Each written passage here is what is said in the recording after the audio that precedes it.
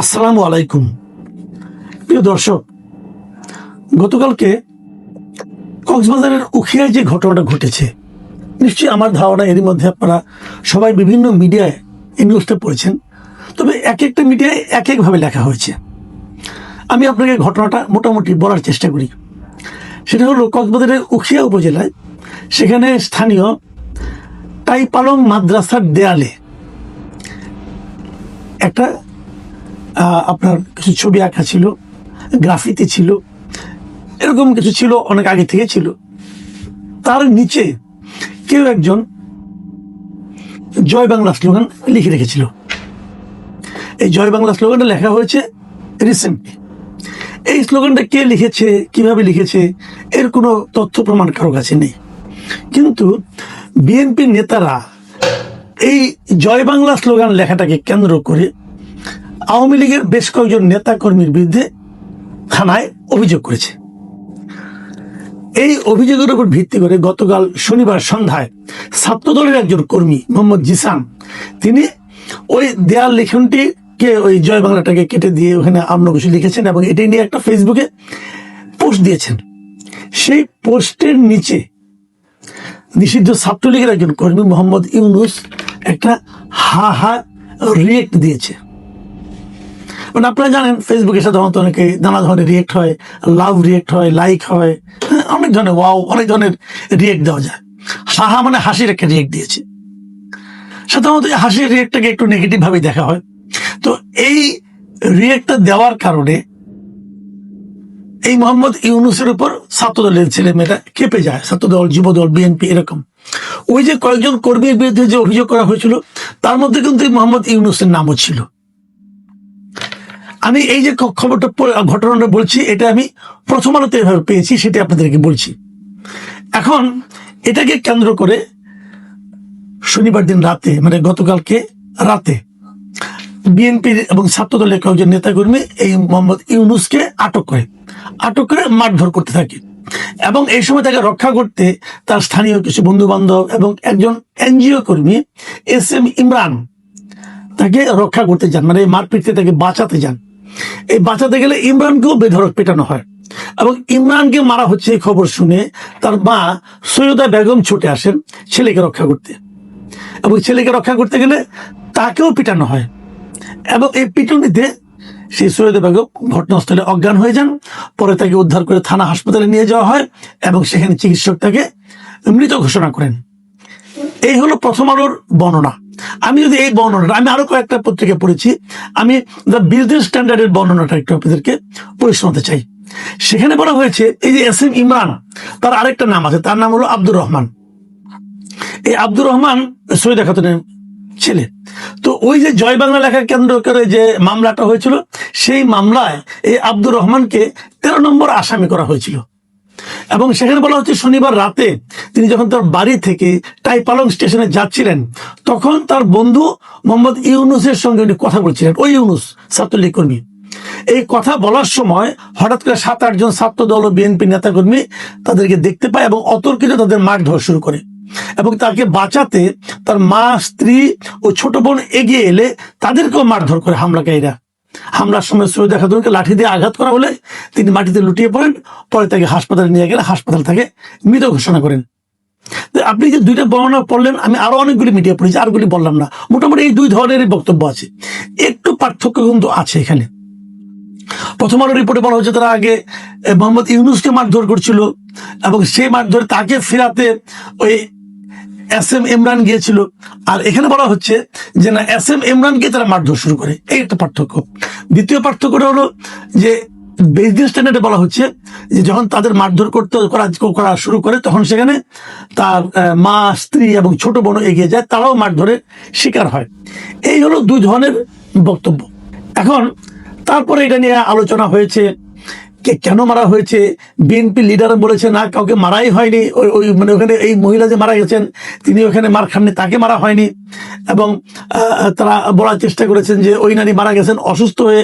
থানাও বলছে ওই নারী অসুস্থ হয়ে মারা গেছে। বিএনপির নেতাকর্মীরা বলছে যে আমাদের উপর চক্রান্ত করা হয়েছে, ওই নারীর উপর যে হামলা করা হয়েছে এমন প্রমাণ কেউ দেখাতে পারবে না। এগুলি অনেক কাহিনী। এবং উখিয়ার বিএনপির সভাপতি সরোয়ার জাহান চৌধুরীকে যখন জিজ্ঞাসা করা হয় প্রথম আলোর পক্ষ থেকে, তিনি বলেন যে রাতে উখিয়াতে হামলার কোনো ঘটনাই ঘটেনি এবং ওই ঘটনাস্থল থেকে ওই নারীর বাড়ি অনেক দূরে, উনি ঘরেই অসুস্থ হয়ে নারীর মৃত্যু হয়েছে। দেখুন, এই যে বিএনপির সভাপতি সরোয়ার জাহান চৌধুরী দেখেন দুটো কথা বলেছেন।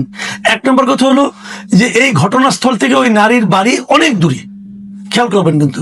তারপর আবার বলতেছেন যে উনি ঘরেই অসুস্থ হয়ে ওই নারীর মৃত্যু হয়েছে। তাহলে কি মামলা মোকদ্দমা তাদের বিরুদ্ধে অভিযোগ করার জন্য ওই মৃতদেহকে এখানে নিয়ে আসা হয়েছিল? ভাবুন, মানে ক্ষমতার দম্ভ মানে অনেক সময় মানে এতই হয়ে যায় যে কথাবার্তা বলার সময় যুক্তি আছে কি না আছে এটা দেখারও তারা কোনো প্রয়োজন মনে করে না, যা ইচ্ছা বলে দিল। কারণ তারা জানে আমি যা ইচ্ছা তাই বলি না কেন, আমাকে তো ধরার কেউ নাই, ক্ষমতা আমার হাতে, সরকার আমার, পুলিশ আমাকে কি করবে, প্রশাসন আমাকে কি করবে। আমি কতগুলি কথা বলি এখানে। এই মৃত্যু নিয়ে আলোচনা অনেক হচ্ছে। সন্তানকে বাঁচানোর জন্য মা এগিয়ে গিয়েছে, মা সন্তানকে জড়িয়ে ধরেছে, সন্তানকে যে বাড়িগুলো দিতে চেয়েছিল সেগুলো মায়ের গায়ে লেগেছে। মা বয়স্ক মানুষ, অসুস্থ হতে পারে, সেই বাড়ি খেয়ে উনি মারা গেছেন। কিন্তু মারপিট তো একটা হয়েছে। বিএনপি কিন্তু দাবি করছে ওখানে কোনো মারামারি হয়নি। তাহলে হলোটা কি? এবং ইন্টারেস্টিং হলো পুলিশ এখান থেকে কিন্তু আটক করেছে ওই আব্দুর রহমানকে, মানে ইয়াসিন ইমরান যিনি আছে তাকে আটক করছে, বলছে তাকে নাকি জনগণ ধরে পুলিশের কাছে হস্তান্তর করেছে। মানে একটার পর একটা ঘটনাগুলো মিলিয়ে দেখুন, খুব একটা পার্থক্য পাবেন না আগের সরকারের আমলে যা হতো তার সঙ্গে। আমি এখানে কয়েকটা কথা বলি। মাদ্রাসার দেয়ালে গ্রাফিতি ছিল, সেই গ্রাফিতিতে কি ছিল, কারা অ্যাটাক করেছিল? নিশ্চয়ই আওয়ামী লীগের জন্য খুব সম্মানজনক কথাবার্তা ওখানে ছিল না, থাকার কথাও না। কি ছিল আমি বলতে পারবো না, যাই হোক কিছু একটা ছিল। তার নিচে এই যে জয় বাংলা লেখা কেউ একজন লিখেছে, কে লিখেছে আপনি দেখেছেন?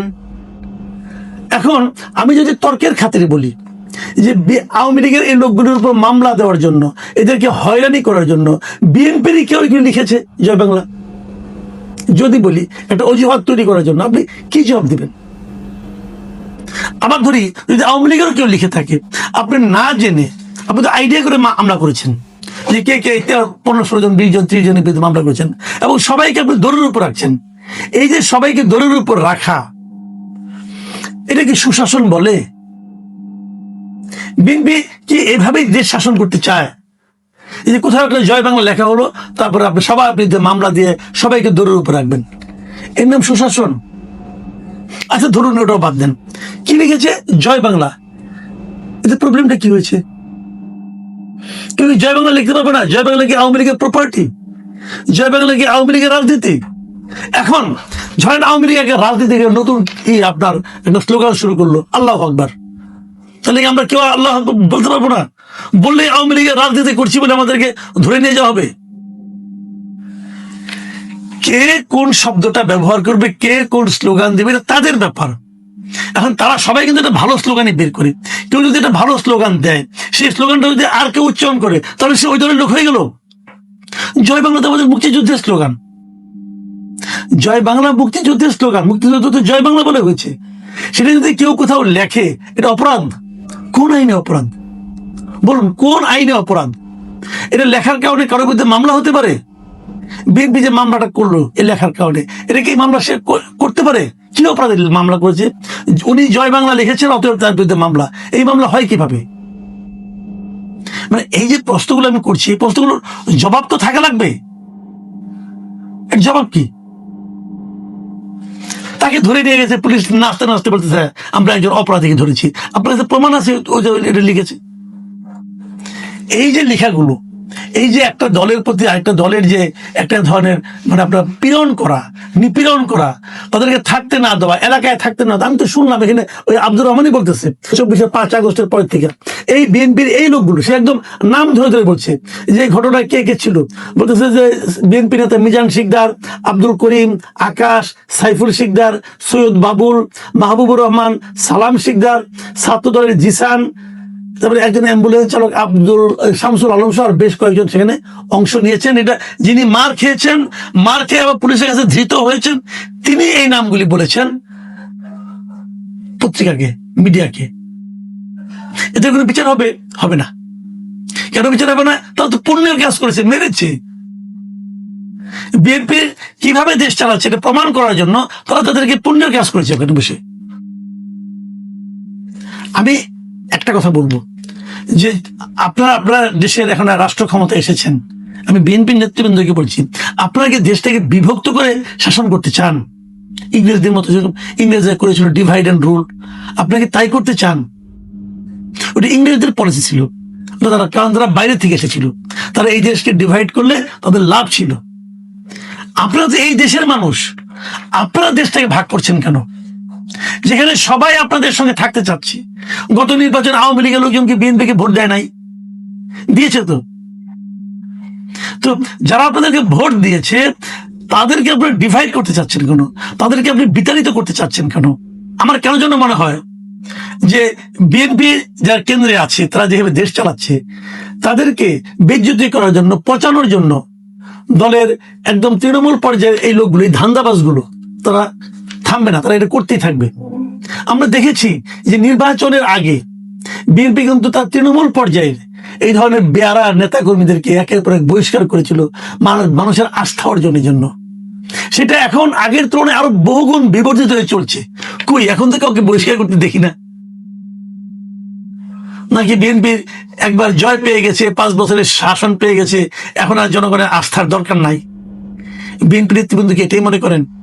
আমি জানি না প্রকৃত ঘটনাকে কিভাবে শেষ পর্যন্ত প্রবাহিত করা হবে, কার বক্তব্য সঠিক হিসেবে ধরা হবে, কিভাবে এটা আদালতে উঠবে, কিভাবে উঠবে কিনা, এখনো মামলা হয় না শুনেছি তো। কিন্তু আমি মনে করি সাধারণ মানুষের মধ্যে কিন্তু এই ঘটনা একটা বিশাল প্রতিক্রিয়া তৈরি করেছে।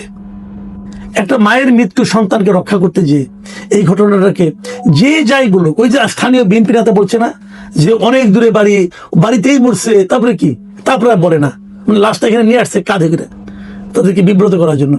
এই সমস্ত নেতাদের থেকে বিএনপিকে সতর্ক থাকতে হবে।